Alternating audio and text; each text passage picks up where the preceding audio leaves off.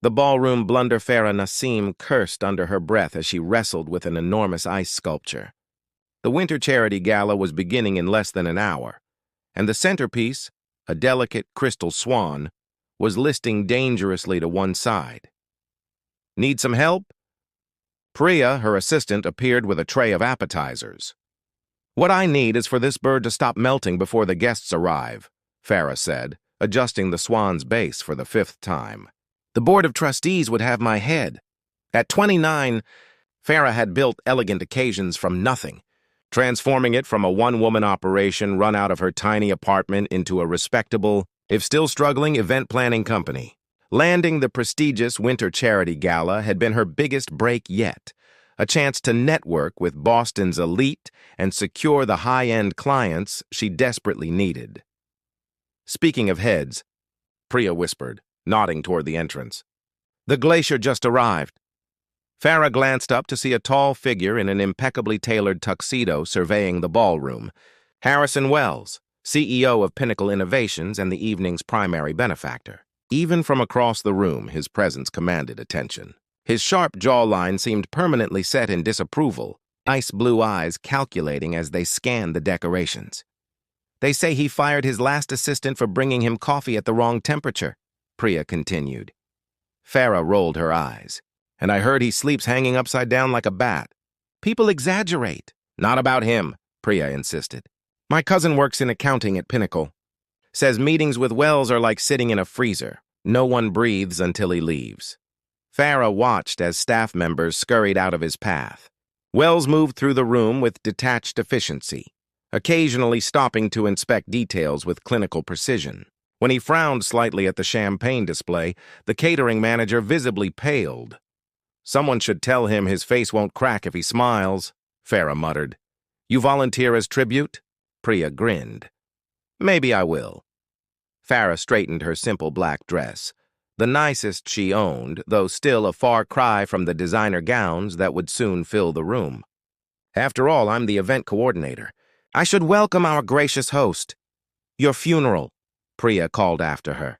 Farah approached with professional confidence, portfolio clutched to her chest. "Mr. Wells, welcome to the gala. I'm Farah Nassim from Elegant Occasions. Is everything to your satisfaction?" Those cold eyes shifted to her, assessing. "The lighting in the east corner is too dim. The music selection needs to be refined. And your ice sculpture is melting." Farah blinked. "I'll address those immediately." Though the swan's determined to become a puddle despite my best efforts. Not even a hint of amusement crossed his face. "Then perhaps your best efforts are insufficient." The dismissal in his tone sparked something defiant in Farah. "Perhaps swans are simply temperamental. Mr. Wells, rather like some people." A flash of surprise crossed his features, so brief she almost missed it. Before he could respond, a waiter hurried past with a tray of champagne flutes. Farah reached for one, but her portfolio slipped. As she lunged to catch it, her elbow connected with the tray. In horrified slow motion, she watched champagne cascade directly onto Harrison Wells's pristine white shirt and black jacket. Gasps echoed through the ballroom. The waiter froze in terror. Farah looked up into Harrison Wells's thunderous face, champagne dripping down his tuxedo. Her career flashing before her eyes, she did the only thing her panicked brain could manage. She smiled brightly and offered him her cocktail napkin. "Well, Mr. Wells," she said, voice miraculously steady, "at least we've solved the ice sculpture problem. No one will be looking at the swan now." The room held its collective breath. Harrison Wells stared at her with an expression she couldn't decipher. Shock, perhaps. Or calculating how swiftly he could have her removed from the premises and blacklisted throughout New England. Then something extraordinary happened. The corner of his mouth twitched, just slightly, barely perceptible, but definitely upward. "Indeed, Ms. Nassim," he said, taking the napkin. "You have a unique approach to problem solving." As the night progressed, Farah noticed something strange. Harrison Wells kept looking in her direction, his glacial gaze following her movements across the ballroom. And each time she caught him watching, she responded with her brightest smile, partly out of defiance, partly because she'd never seen someone so desperately in need of warmth. Frost begins to thaw 2 weeks after the Winter Charity Gala. Farah sat in her small office reviewing expenses when her phone rang. Elegant occasions. This is Farah speaking. Ms. Nassim, Harrison Wells. Farah nearly dropped the phone. Mr. Wells, what a surprise. Pinnacle Innovations is hosting a product launch next month. I require your services. Farah blinked, certain she'd misheard. Pinnacle Innovations had an entire events department with resources that dwarfed her modest company. I'm flattered, but aren't there larger firms better equipped to— I've seen their work. It's uninspired. The gala, despite certain mishaps, showed creativity. Are you available or not? Before she could process the backhanded compliment, Harrison had outlined specifics and ended the call, leaving Farah staring at her phone in bewilderment. Was that who I think it was? Priya appeared in the doorway, eyes wide. The Glacier wants us for Pinnacle's spring launch. The same man you doused in champagne? Apparently. Priya collapsed into the chair across from Farah's desk. This could make us, you know. Pinnacle events are covered by every business publication. Or break us if we mess up, Farah countered, but excitement bubbled beneath her caution. This was the opportunity she'd been working toward. The following weeks brought a flurry of planning meetings at Pinnacle's gleaming headquarters. Harrison attended each one, his gaze critical as Farah presented concepts. He rarely spoke during presentations, but afterward would dissect her, proposals with surgical precision. The lighting arrangement is impractical, he stated during their third meeting. It creates the atmosphere your brand needs, Farah countered. Technical challenges can be overcome, a raised eyebrow. You believe your vision supersedes practical considerations? I believe your guests should feel something beyond efficient corporate branding, Farah replied. They should feel transported.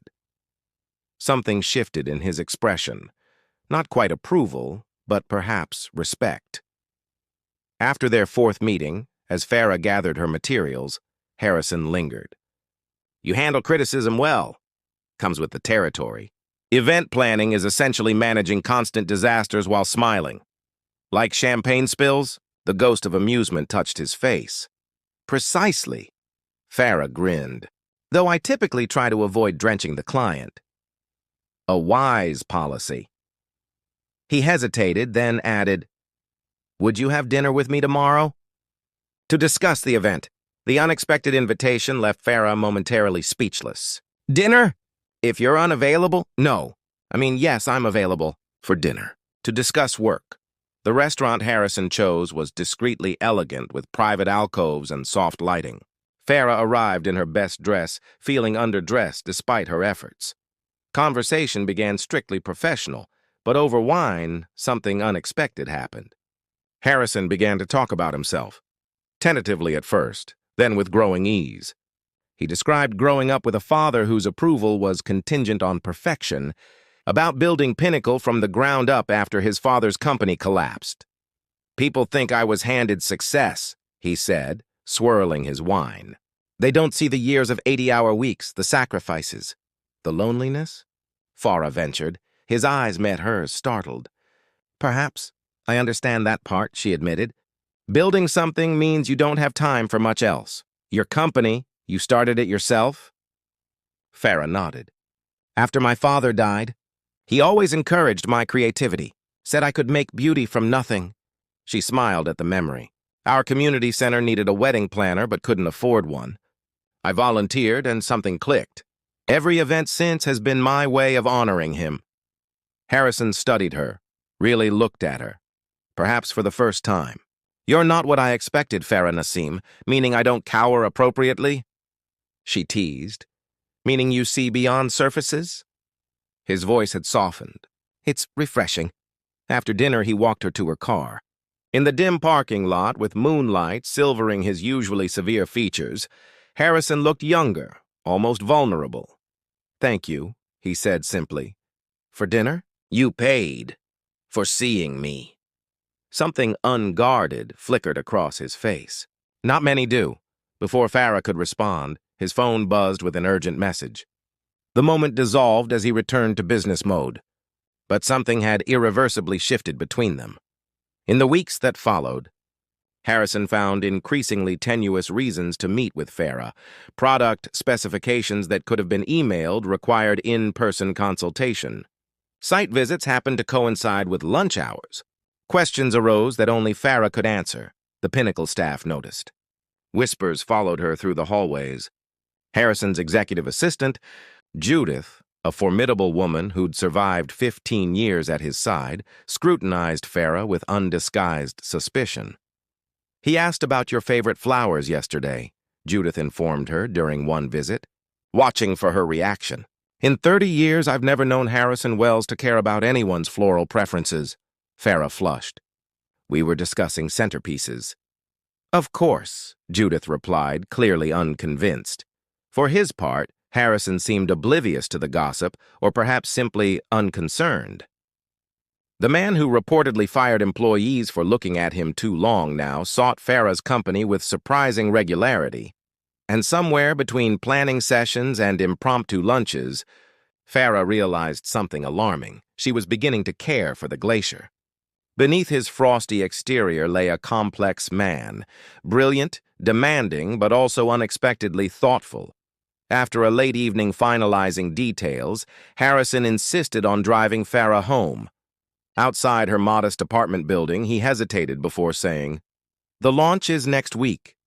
"Everything's ready," she assured him. And after that, the question hung between them, weighted with unspoken meaning. "After that," Farah said carefully, "I suppose you won't need an event planner anymore." Harrison's gaze held hers. "Perhaps I will."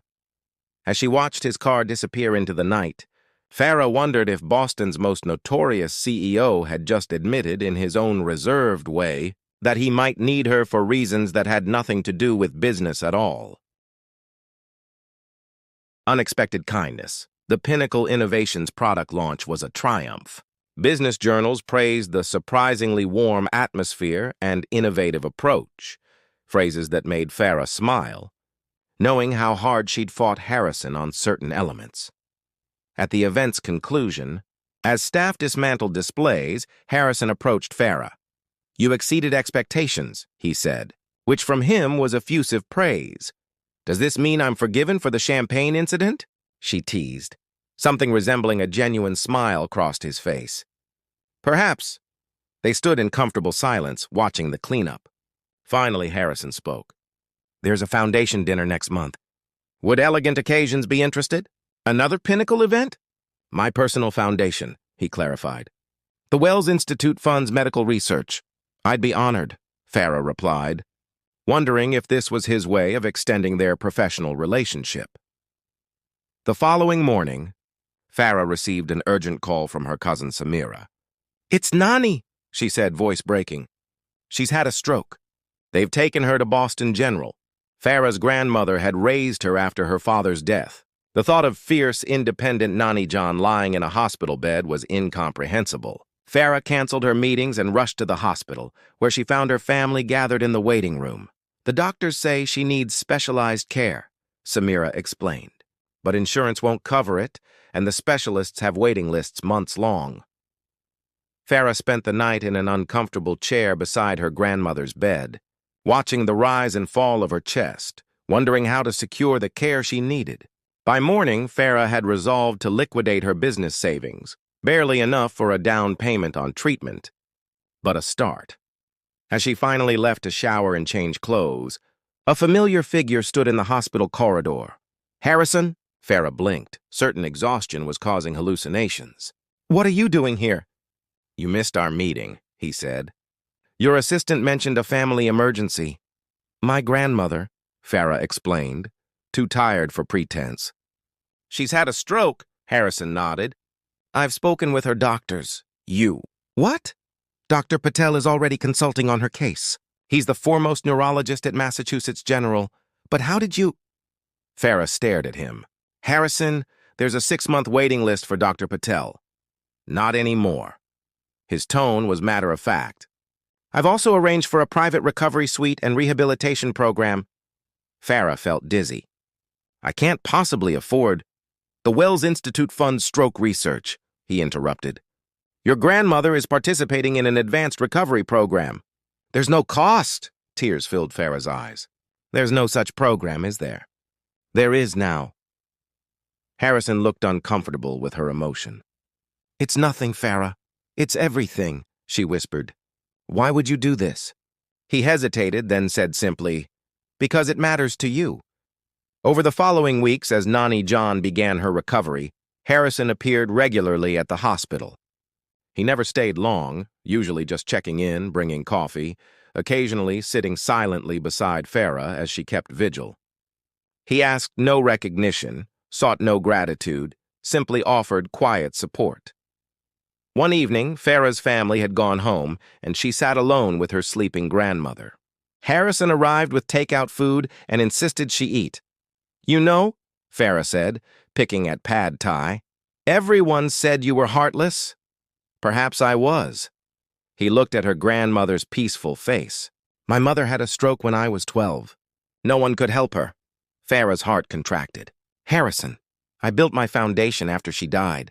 Too late for her, but not for others. He spoke with clinical detachment, but Farah saw the pain beneath. Your grandmother reminds me of her, strong-willed. Is that why you're helping us? Harrison turned to her, his usual mask of indifference gone. I'm helping because He stopped, seeming surprised by his own intensity. More quietly, he continued, because for the first time in years someone made me laugh, made me feel something beyond obligation or ambition. By spilling champagne on you, Farah attempted humor to lighten the moment. By seeing me. He reached for her hand, his touch tentative. Not the CEO or the reputation, but me. The gesture, so small yet so meaningful, from a man who kept everyone at a distance, brought tears to Farah's eyes. The board thinks I've lost my mind, he continued, a wry smile touching his lips. Harrison Wells personally visiting a hospital daily? Restructuring meetings around visiting hours? Unthinkable. Have you? She asked softly. Lost your mind? Perhaps. His thumb traced circles on her palm. Or perhaps found something I didn't know was missing. 3 weeks later, when Nani John was strong enough for visitors, Farah brought Harrison to meet her properly. To Farah's amazement, her grandmother, who terrorized most of Farah's potential suitors, took an immediate liking to him. So you're the man who never smiles, Nani said bluntly in her accented English. I've been told that. Yes. My granddaughter fixes this problem, no? Her knowing look made Farah blush. Harrison glanced at Farah, his expression softening. She's certainly trying. Later, as they walked through the hospital garden, Harrison said, Your grandmother gave me her approval. For what, exactly? Farah asked, though her racing heart knew. Instead of answering, Harrison stopped walking and turned to face her. With uncharacteristic hesitation, he leaned forward and pressed his lips to hers, a gentle, questioning kiss that nonetheless changed everything. When they parted, Farah smiled. I think the glacier is officially melting. For the first time since she'd known him, Harrison Wells laughed, a genuine, unrestrained sound that drew startled looks from passing hospital staff. Only for you, Farah Nasim, only for you. Society's scrutiny, the headline screamed across the business section, Frost thaws, Wells Court's unknown event planner. Accompanying photos showed Harrison and Farah leaving a restaurant, his hand protectively at the small of her back. Farah stared at the paper in horror. This is a nightmare. It's irrelevant, Harrison said, taking the paper and tossing it aside. They sat in his penthouse apartment, the Boston skyline glittering beyond floor-to-ceiling windows. Tabloid nonsense. The article calls me an opportunistic social climber, Farah pointed out, and questions what special services Elegant Occasions provides to secure pinnacle contracts. Harrison's jaw tightened. I'll have my legal team. That will only validate the story. Farah paced the sleek living room. I've worked years to build my reputation. Now clients will think I succeed through connections. You succeed through exceptional talent, Harrison stated firmly. Anyone who believes otherwise isn't worth your time. Easy for you to say. Farah sank onto the sofa. Your position is secure. Mine isn't. The controversy only intensified when they attended a charity auction together the following week. Farah endured calculating stares and whispered comments as Harrison introduced her to Boston's elite. Some were welcoming, others transparently hostile. "Darling, where did you find that dress?" one socialite asked with saccharine sweetness. "It's so accessible." "Target, actually," Farah replied cheerfully. "The same place I buy my dignity." They were having a 2-for-1 sale. Harrison, overhearing, nearly choked on his champagne. Later that night, as his driver took them home, Harrison asked, "Does it bother you?" "What they think." "Sometimes," Farah admitted. "Not for myself, but for you. They believe you've lost your edge." "I was never part of their world," Harrison said. "My money granted access, nothing more. Old Boston families never accepted new technology money." "Then why maintain the connections?" "Business necessity." He gazed out the window. "Though lately I've questioned many necessities I once took for granted." The tabloid attention brought unexpected consequences. Elegant Occasions lost 2 major clients, both citing scheduling conflicts but clearly responding to the scandal. Simultaneously, new clients appeared, some genuinely impressed by her work at the Pinnacle launch, others merely seeking proximity to Harrison. Harrison's world presented different challenges. His board called an emergency meeting, ostensibly about quarterly projections, but actually concerning his public image situation. "They implied my judgment might be compromised," he told Farah afterward, voice tight with anger. "That my personal choices could impact shareholder confidence." "Maybe they're right," Farah said quietly. "Maybe this is too complicated?" Harrison looked at her sharply. "Are you ending this?"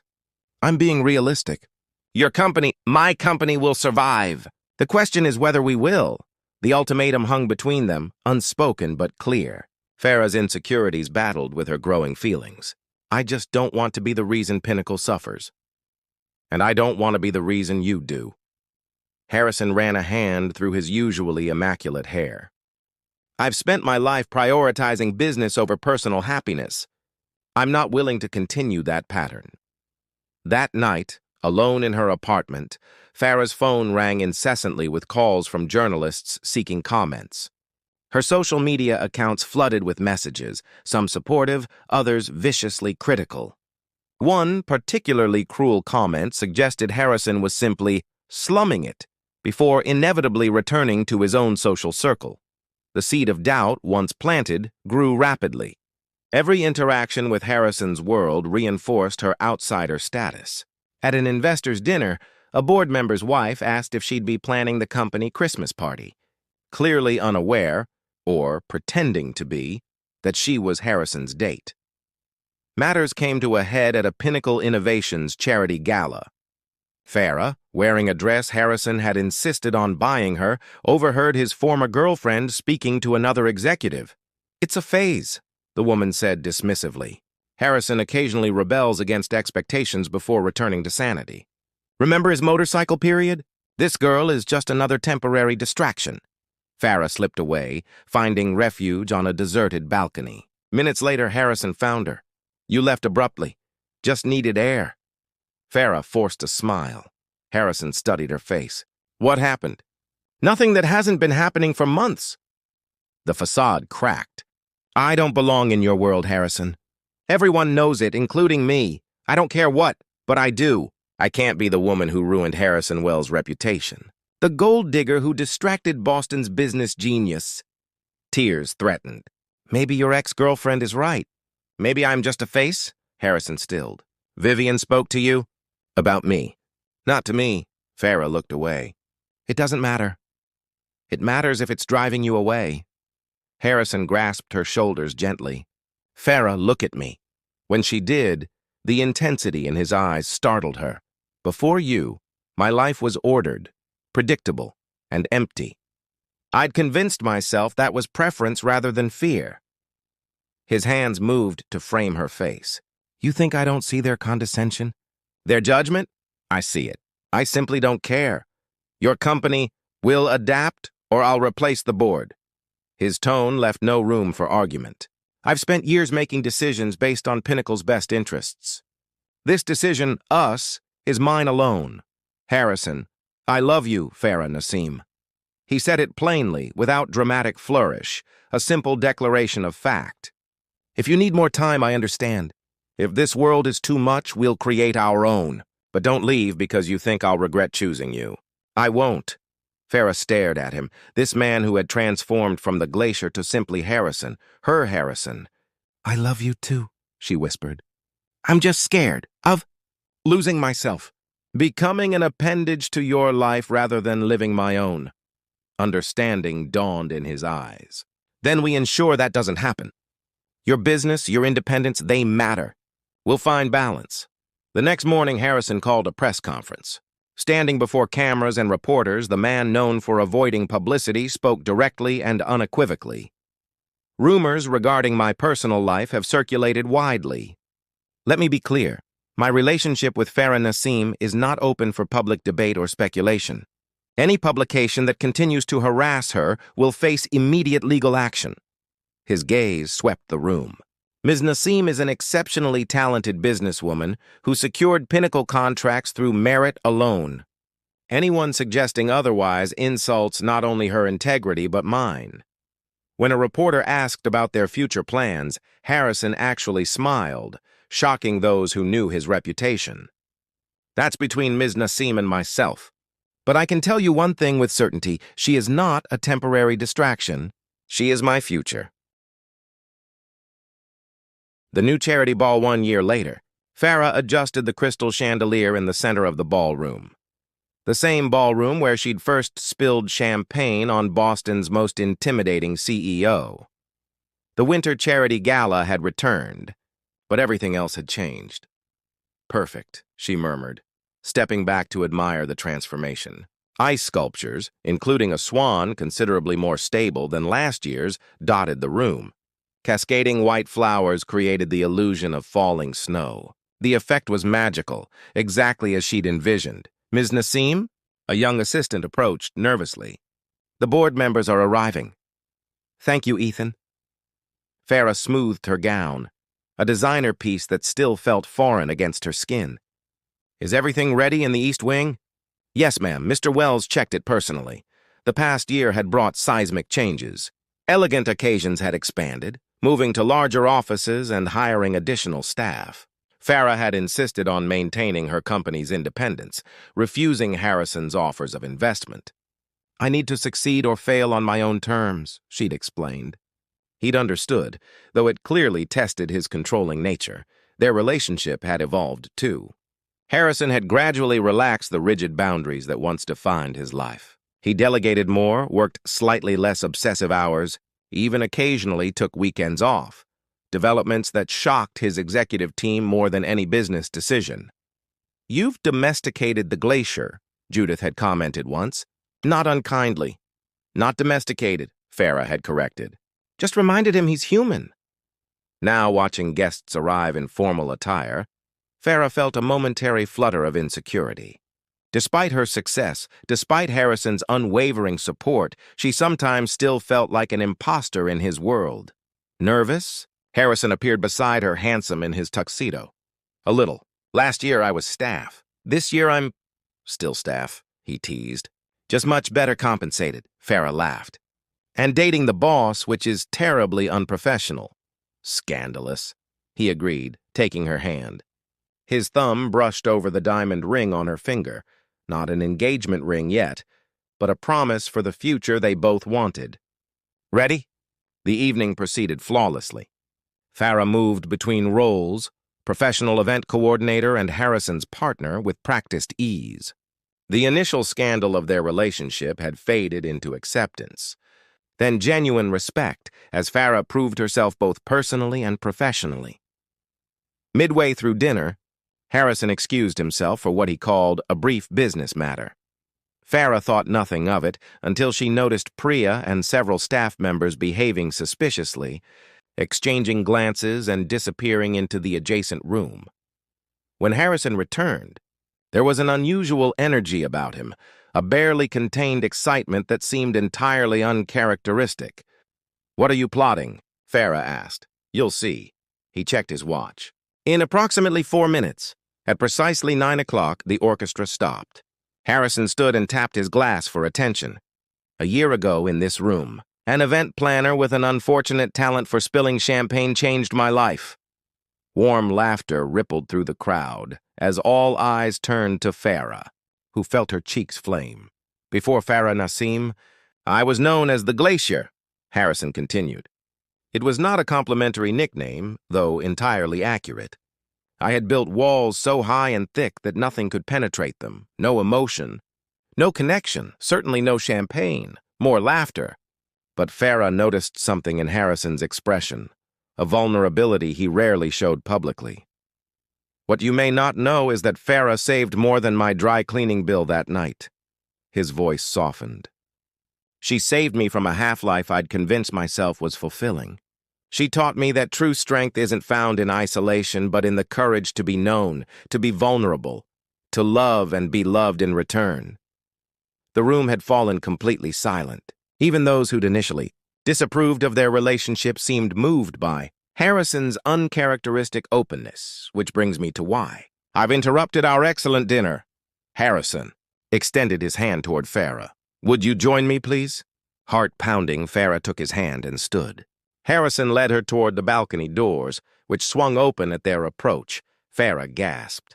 The balcony had been transformed into a winter garden. Thousands of tiny lights twinkled among white roses and crystal ornaments. In the center stood the ice sculpture of a rose in full bloom, delicate, perfect, and surrounded by a circle of candles. As they stepped into this magical space, the doors closed behind them, offering privacy despite the glass walls. In the ballroom beyond, guests watched in silent anticipation. Harrison, what is this? Farah whispered. He took both her hands in his. 1 year ago, you asked me what would happen after the product launch, when I wouldn't need an event planner anymore. I remember.